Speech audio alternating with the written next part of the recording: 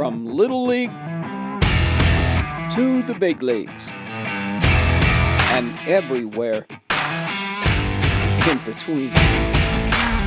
From one stage to another. Passion is my middle name. I'm J.J. Davis. This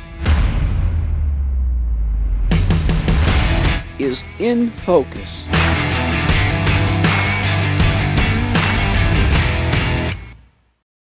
It was the early 2000s.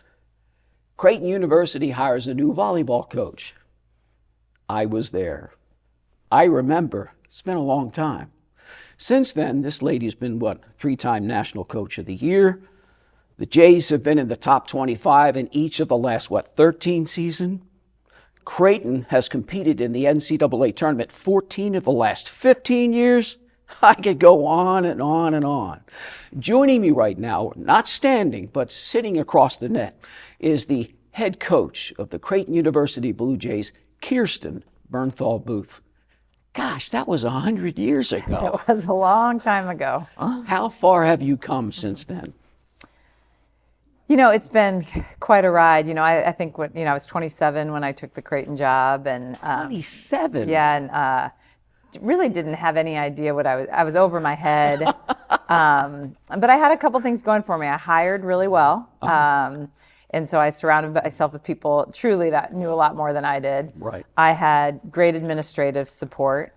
And, you know, although the team had really struggled on the court the year before I got there, they were great young women and they were excited for a change. So some of those things, and then I think I'm driven sometimes by fear of failure. And so I worked really hard and I tried to learn. And I know that feeling real well. So it's been a wonderful journey. First speech, you gather the women in the locker room, meeting room for the first time. What did you tell them? What do you remember?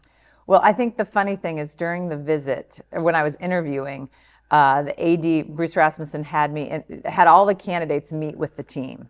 And I will tell you, it's the last time he did it in his career. He will say that's the last time he did it because the players wanted somebody else. And I think they found some stuff out. You know, they will say I was scared, that they could tell I was scared. I was young, all these things that were red flags to them. But I don't, honestly, I don't remember the first meeting, but I do know that by the end of the spring, I started in February, I think they were excited about the future of Creighton volleyball. What do you remember about growing up in Lincoln? You were a sports junkie? What? Yeah, I was that kid that was in everything. My main sport was tennis by the time I graduated from high school. I played basketball all the way through. I think I played through my sophomore year. When I was little, I was a big gymnast and swimmer. I remember I got done with swimming at age 12 because they wanted me to do AM and PM swimming, so like 4 hours a day, so that was a lot. Wonderful family. I mean, I had an idyllic childhood. So what came first for you then, the volleyball or the tennis racket? Oh, for sure, tennis. I didn't start volleyball until I think 8th grade, which would be unheard of now. So, and that was a funny story. The high school volleyball coach, Myron Ollerking, who's an icon in Nebraska, high school volleyball, who has since passed, but he had one of my friends in his gym class who was an athlete and handed her a flyer for Lincoln Juniors, who was run by Sandy Genrick, all these old timer people that people know. And I'll never forget, I was in the hall and she said, "I don't like volleyball, maybe you do." So I take the flyer, and it was $40 to join a club team, wow. Which is, club sports are so expensive now. These days. Days. So it was $40, and you could fundraise every dime. So it was a really low commitment from my parents to say, sure, give it a try. And I fell in love with it. I was going to say, did you think, I'll just do it, what the heck, because I try everything? For sure. Absolutely. And honestly, I was a better, even at my senior year in high school, I was a Division I tennis player. I was a Division II volleyball player. You were a 2-time state champion in tennis. Serve and volley, rally back at the baseline. That is true. I was a wall. I just kept the ball in play. I was very boring to watch. So no, I did not get to the net very much. I was not a very good doubles player. I just was kind of fast and could keep the ball in play. All right, so you're an all-state setter for Lincoln East, the Spartans, right? Correct. Then you go to Truman State, Division II. Yep. Tell me about that, how you got there. I was not highly recruited. And so I remember, again, things have changed. I sent 10 VHS volleyball videos out. I remember that from my TV days. And I sent out 10 VHS tennis tapes. So, and then I think a lot of things made a difference. You go visit a school, whether you like it, right. Scholarship money, and Truman is where I landed. Did you get recruited for volleyball or tennis?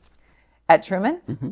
Truman, I was strictly, now when I was on campus, the tennis coach was recruiting me to play tennis there, and I never did. But no, Truman was always tennis. I think I decided about January of my senior year that I decided I really liked the team aspect of volleyball. And I told the tennis schools that I was talking to that I was going to do volleyball. You were the freshman of the year in the Midwestern Intercollegiate Athletic Association. You were the player of the year in 96, 97. Long time over 1,600 assists. And at that time, in Division II, you had over 6,000 assists, which at that time ranked third in D2 history. Blur. Those things, I will say this, we never won a conference championship. We made the NCAA tournament, I think, once. So, I wish we'd done some other things from a team aspect, but I learned a lot. I enjoyed it overall. Some of my best friends are still my former teammates, right. The things that are important that you remember when you're my age. Because that's what it's all about. Right, absolutely. Student Senate, you were also involved somewhat, we can say, politics, graduated magna cum laude. What's that mean to you? These are highly uncomfortable things to talk about, JJ. These are a long time ago. I cared about my... It's not easy to talk about yourself. Yes, I cared about my academics, but I wasn't like this incredible student. All right, we'll get off of that. Forget that. So then, next thing you know, you volunteer at Iowa to assist in the program there, where you were pursuing your master's degree in higher education. So this is an interesting story. So yes, I decided I'd spent a semester when I was in college with the Department of Higher Education in Missouri, and I thought I wanted to be like on the academic side of a university, like a dean or a president or something like that. And my father was in college administration for years, so I'd kind of seen that growing up. And so I volunteer at Iowa while I'm starting my master's degree, and the coaching staff gets let go at the end of the year. We're the worst in the Big Ten. So then they start looking for a new coach, and they're having trouble finding a coach, and they look at the people on staff and they're like, we're going to pick her. So long story short, I was the interim head coach that spring. Yes. Which is crazy. There was a player older than me. I run into these women sometimes, and all I say is, I'm so sorry, because they're effectively my age. Correct. And but I learned a ton, and it opened doors for me. Imagine at 22 to have interim head coach at Iowa on your resume. So all of a sudden people, would look at it. So yeah, I did that, and then I did some high school coaching for a couple of years, never as a head coach, but I did some club coaching and assistant. We won a state championship when I was an assistant coach. I loved that. But that helps parlay you to Kirkwood, where you got your first official head coaching job, Kirkwood Community College. Yeah, and I knew nothing about junior colleges at the time, which now I have such an admiration for junior colleges.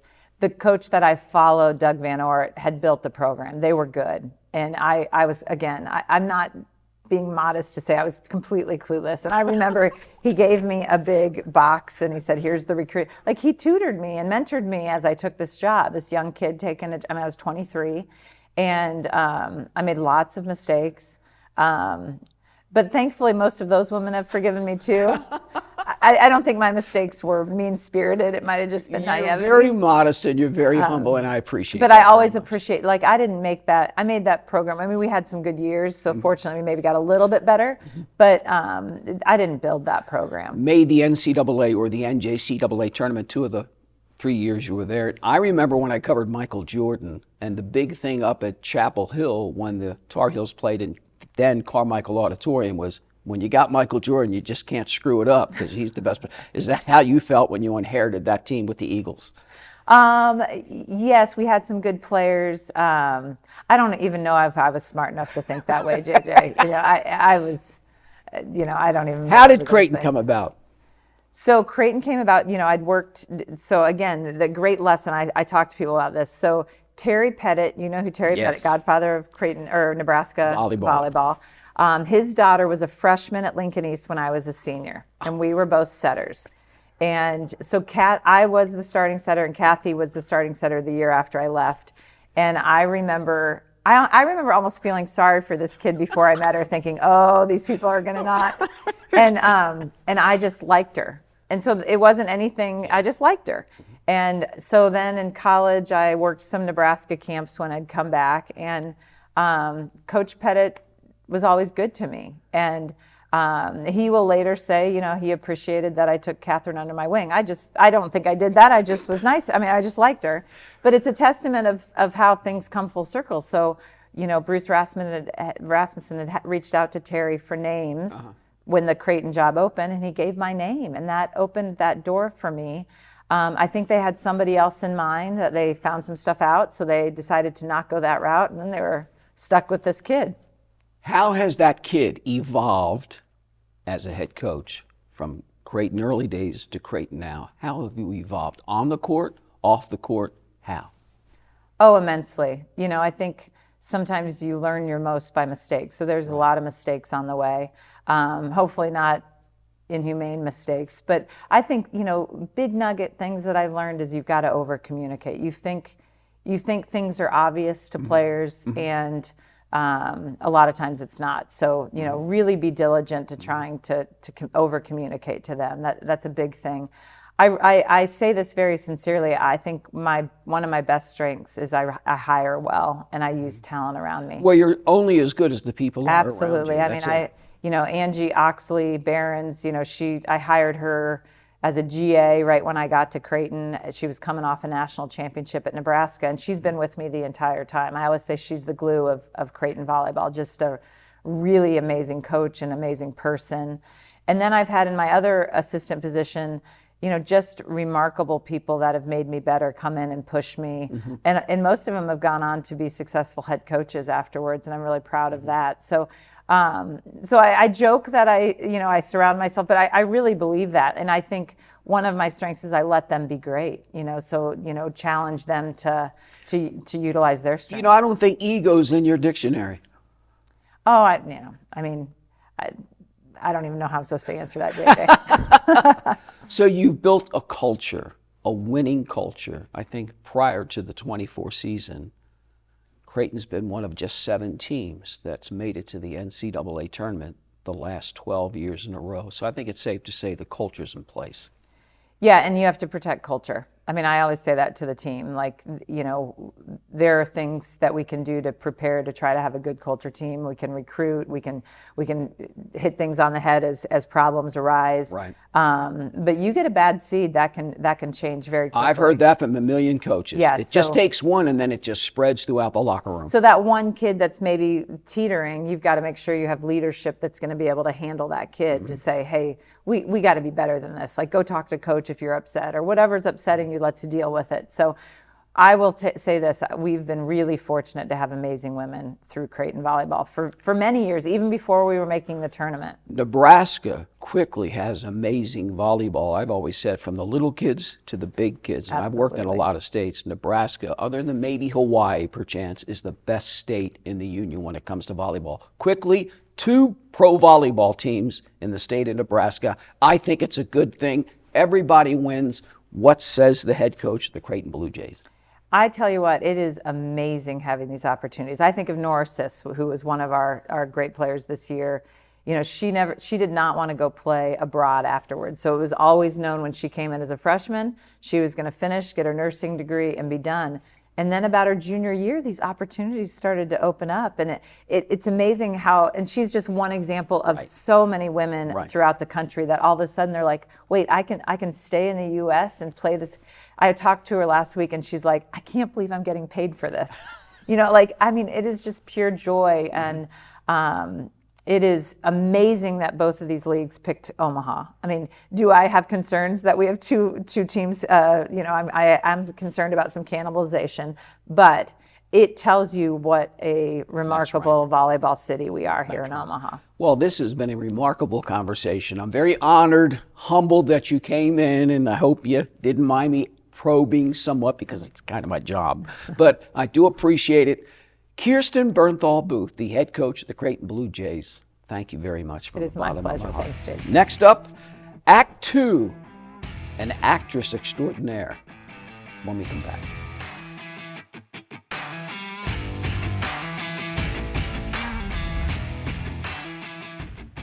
I've only met this woman once. I had a brief part in a play at Snap. She came in, hooked me up with a costume. She was in and out, and that's it. Yeah. Sitting stage right next to me, I see her name everywhere with every local theater. The immortal, the great, Connie Lee. Hello. Very nice to spend some time with you. All right, now the most important question of the day. Who is Obi-Wan Camilli? That's one of my little puppies, my little puppies. Little Chihuahua. Yes, very much a dog person. So right now we have 4. Yeah, and she's my littlest girl. Like at 6.5 pounds, she rules the roost. Yeah. Big things come in small packages. That's right. Now, when you were small, Yeah. I was going to ask you, what came first for you, dance or theater? Dance. From the time I was 5 years old, I wanted to dance, and my mom, bless her heart, got me into a very small local studio. And then, she quickly realized it was really a passion. She got me into a bigger studio, and then I asked her if she would ask the teacher if I could move up to the next level, and she did, and the teacher said no, so she moved me to another teacher, Marcia Bigham, and she was really my dancing mentor. You have said, that is correct, that Marcia Bigham, your dancing mentor. Who is- What did you take away from her? Marcia Thiessen now, and you has take been away? for a long, long time. Well, she was just fabulous. She worked with me, and I got to do private classes and group classes, and she hired me on as an assistant teacher, and she was just marvelous. Obvious question, obvious answer. Did you have a knack for it? Yes. Rhythm, etc. Absolutely.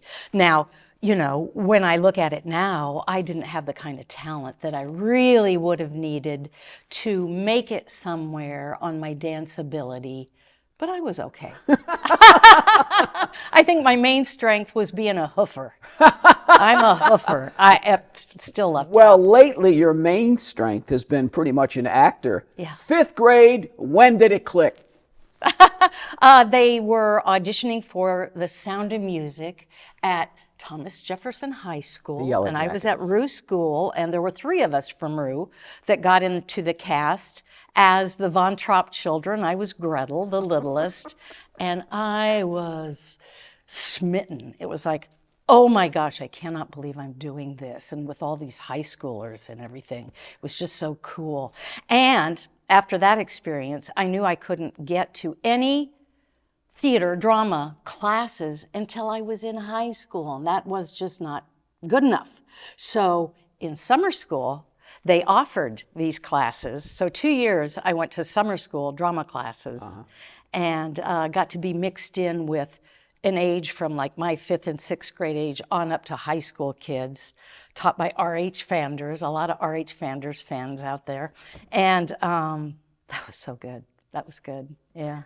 You saw what I believe your first professional show, A Funny Thing Happened on the Way to the Forum. How did that motivate you? Oh, no, I was in that. Oh, you were in it? I was in that, yes. Good friend Who of did mine. you play? I was one of the Gemini Yes, twins. I played Hysteria. I Many know, women we've use talked that. about that. That is fabulous. That is fabulous. What a funny show. What do you remember? Oh, I just remember, again, walking in there and doing this show and going, they're paying me to come and do this. I can't believe it. The Talk of the Town dinner theater, back when dinner theaters were a thing. Right. And that was so much fun. Oh my gosh. And yes. Some other women came into your life. Kathy Kurz. Kathy Kurz. 1997. Yes. And The play. let's see. I believe the first play that we did was like life-changing for me, which was After the Fall. That's right. After the Fall. And she cast me as the Marilyn Monroe-esque. It was based on Marilyn. Arthur Miller's semi-autobiographical play. And I just, it was exhilarating, nerve-wracking, and everything, and she gave me so much. And from there on out, I started to learn some craft. Well, from Kathy. Right, you've always said when it comes to developing a role, getting into the character, the headspace, you just do it. You just do it. You see, you just keep doing it and doing it. Just keep reading and seeing what I find, and then the director works with you. And I know, a lot of people think, well, you've got talent, so you walk in and you show them what you got, and it's not. It's developing with the director, with the other actors, so on and so forth, and finding more and more in the text. And sometimes it works from the outside in. Correct. You're given something to do, and you go, oh, okay, and then it fuels you inside. And sometimes you find something inside that manifests outwardly. It's different for every role. No matter how much you research it, no matter how much you think you've got it down, it takes time, and it comes changes, sometimes in and different it places. grows, yeah. Right. All right, I call yours the Holy Trilogy. Kathy Kurtz, Susie Collins. Susie Collins. Susan Clement. Susan Clement, Tell me about Susie Collins and what she has meant to you. Oh, everything. She's at the Omaha Community Playhouse. Yes, they keep reeling her back in. Right, because she's a gem. Oh, she is. And she not only, oh my gosh, I've worked so much with Susie and on so many different kinds of things. And she's one of those rare people who not only is an insanely talented director, but a real people person who knows how to bring things out of you and work with all different kinds of people to have them mesh.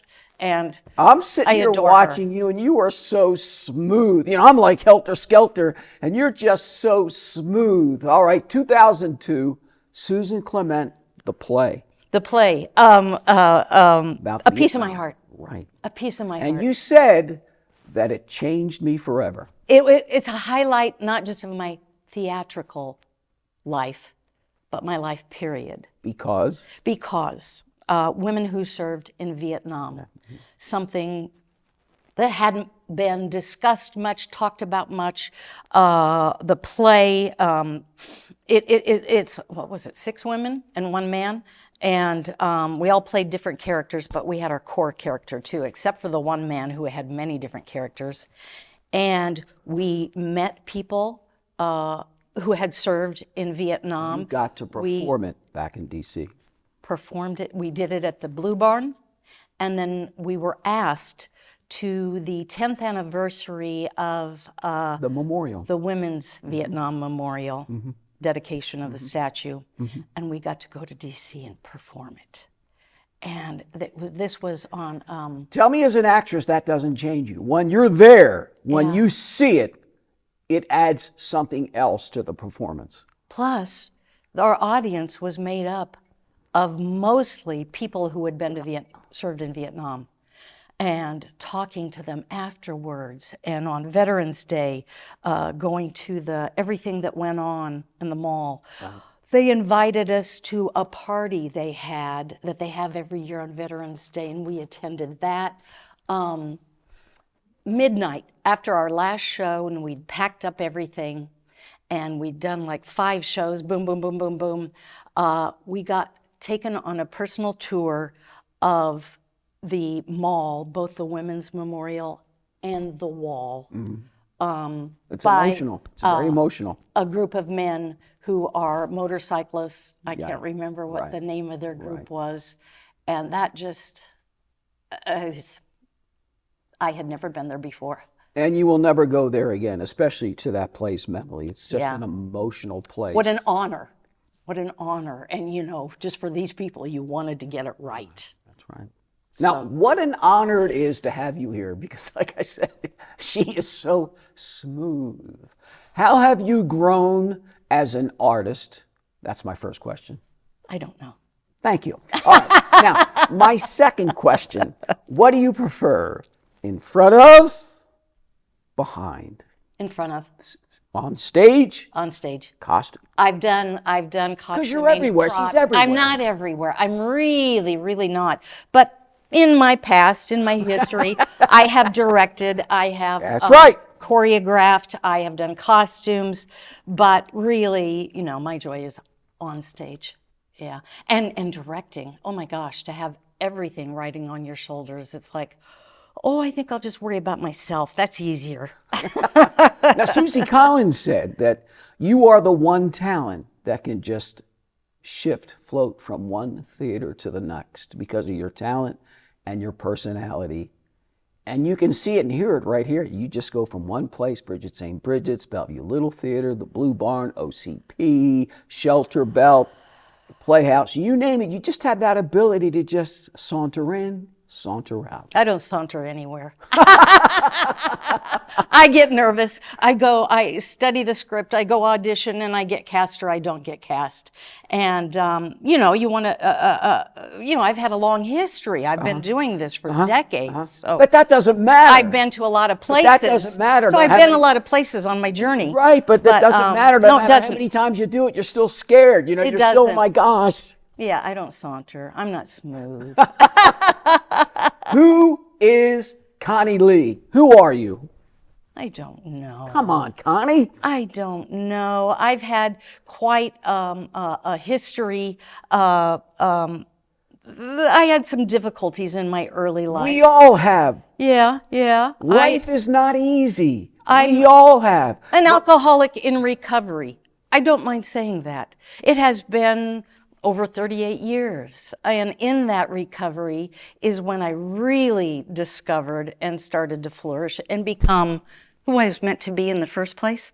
And discovered, oh, there's this out there. I think I'll go look into that. Oh, there's this too. And I really knew very quickly that I'd had some theater background and done some shows, but I really wanted to do it, and I did. Has fear played a role? I suppose so. I just always had a drive to do theater. I had a drive for a lot of things, but theater was the main thing that propelled me to keep wanting to do it. And I've learned so much through it. You look at a role, I never had like a list of roles I wanted to do. Mm-hmm. It's just like, oh, that audition, what's that show? Mm-hmm. Let me look into that. And then you read and you go, oh, whoa, okay. And then in that process, you read more about it. And then you find out some history about that particular thing. And you just learn so much. And you have said and you have learned, stories need to be told. Yes. And I sincerely hope that we have helped tell your story. Well, thank you. Connie Lee. Oh, stop it. One of the true gems of the Omaha metro art scene. I want to thank you for joining me today. It's been a delight. It has been a dream, baby. Obi-Wan Camilli. Obi-Wan Camilli. Thank you for watching our latest edition of In Focus. And as always, I like to say, I'll see you around town.